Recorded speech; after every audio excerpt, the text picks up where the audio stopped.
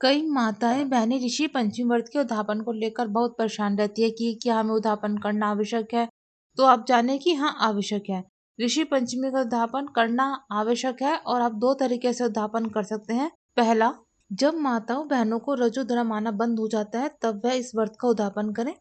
दूसरा, यदि इतना संभव नहीं हो तो आप प्रयास करें 7 वर्ष व्रत पूरे करने के बाद 8वें वर्ष में ऋषि पंचमी व्रत का उद्यापन आप करें।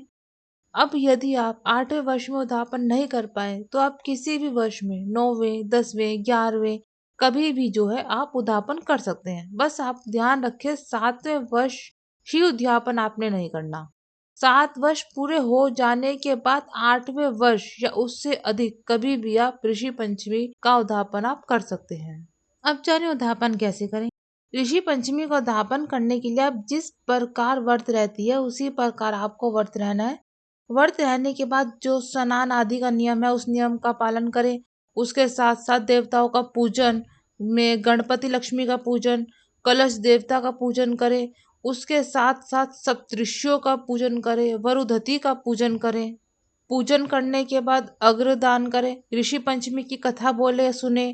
कथा के बाद हवन जरूर करें। उद्यापन में हवन जरूरी होता है। यह सब काम आप अपने आचार्य पुरोहित के द्वारा भी करवाएं। इसके साथ साथ ही भगवान ने आपको वैभव संपन्न बनाया है तो आप 7 ऋषियों की प्रतिमा बनवाएं। सोना, चांदी, पीतल, अष्टधातु जैसे आपके पास पैसे की गुंजाइश है उसके अनुसार आपको मूर्ति बनवानी है। इसके साथ 7 गाय दान करें। 7 दंपति ब्राह्मणों को अर्थात पति पत्नी जो ब्राह्मण जोड़ा हो विधि विधान से भोजन करवाए और उनको एक एक मूर्ति, एक एक गाय का दान करें। अगर धन वैभव संपन्न नहीं है, बहुत ज्यादा आप उद्यापन में काम नहीं कर सकते हैं तो आप मात्र 7 ब्राह्मणों को भोजन करवाएं और उनको दान दक्षिणा दें। इस प्रकार से ऋषि पंचमी व्रत का उद्यापन करना है।